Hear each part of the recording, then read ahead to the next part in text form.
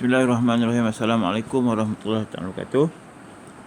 Saya terangkan untuk muka surat latihan muka surat 41, iaitu bagaimana kita nak menjawab soalan penambahan dan penolakan jam yang melibatkan pecahan jam, tambah tolak yang melibatkan pecahan jam. Jadi pada soalan contoh pada muka surat 41 ini, saya dah tunjukkan ataupun berikan sedikit contoh pengiraan dan bagaimana nak menyelesaikan kita terangkan dalam video ini. Baik, contoh yang pertama iaitu 1/4 jam.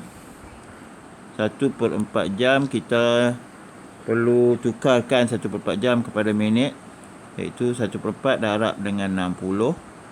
1/4 darab dengan 60. Kemudian setelah dapat jawapan, kita tambahkan dengan 10 minit. Begitu juga dengan 1/2 darab 60. Kemudian tambahkan dengan 30 minit. Okey, untuk cara yang lain boleh juga buat dulu penambahan, iaitu minit yang tidak melibatkan pecahan ini kita tambahkan dulu, iaitu jadi 40 minit. Kemudian kita tambahkan kedua-dua pecahan, 1/4 tambah dengan 1/2. Jadi di sini kalau murid yang boleh congak, dia sudah nampak dekat sini ada 15 minit dan ni setengah jam. 15 tambah dengan 30. Itu pada murid yang mahir congak lah. Jadi tak perlu mendarab dengan 60 lagi, tapi perlu tunjukkan pengiraan lah. Perlu tunjukkan pengiraan bagaimana penambahan tersebut berlaku. Itu setelah ataupun dengan cara yang mula saya tunjuk tadi, murid boleh buat berasingan begini. Kemudian selesai mendapat jawapan, contoh kita 1/4 kali 60 ini 15 minit. Kemudian tambah dengan 10 minit, jadi 25 minit. Kemudian tambah dengan kurungan di sini, iaitu 1/2 kali 60 minit, 30 minit tambah 30 minit. Jadi di sini kita dapat 60 minit. Jadi 25 tambah 60. Kita akan dapat 85 minit. Tapi kita kena lihat kehendak soalan, iaitu soalan mesti dijawab di dalam jam dan minit yang saya tanda bulat, ataupun tulisan biru yang saya tanda bulat. Saya bulatkan dengan pen merah, warna merah. Jadi 85 minit ini kita perlu tukar kepada jam dan minit. Jadi soalan telah ditunjukkan apakah jawapan akhir yang perlu dijawab oleh murid. Jadi sekarang ni caranya adalah sama ada tolak 60 ataupun kita lihat balik kaitan jam dan minit, iaitu 60. Jadi 85 bahagi dengan 60. 60 darab 1, 60. Jadi bakinya 15. Jadi jawapannya adalah 1 jam 15.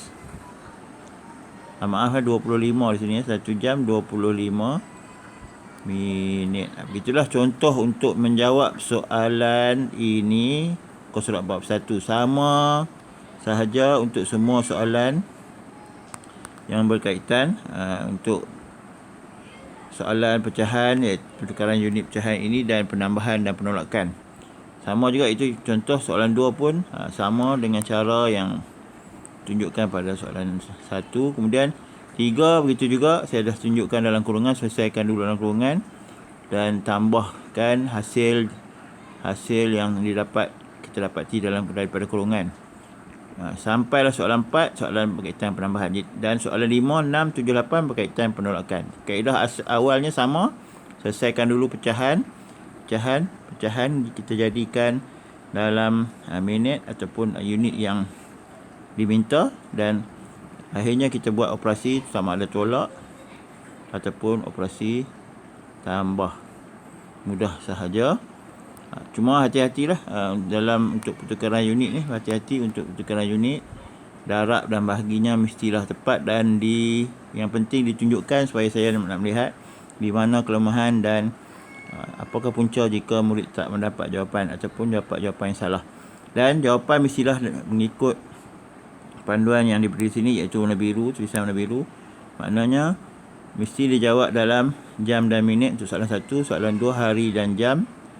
Kita lihat berkaitan lah hari dan jam. Untuk soalan 1 jam, berkaitan jam dan minit. Soalan 2 hari dan jam, jadi jawab hari dan jam. Soalan 3 abad dan tahun. Soalan 4 abad dan dekad. Soalan 5 minit, hari dan jam nombor 6, bulan sahaja untuk nombor 7 dan tahun sahaja untuk nombor 8. Dan ada juga murid yang keliru, iaitu kaitan dekad dengan abad. Jadi hati-hati dalam ni, kita tak ada soalan dekad dan abad, iaitu nombor 4. Jadi dekad dan abad ni hanya 10 tahun sahaja bezanya.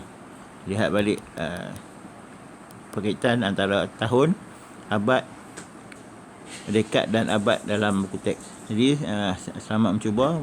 Sekian. Jika ada pertanyaan boleh PM dan mesej saya. Assalamualaikum warahmatullahi taala wabarakatuh.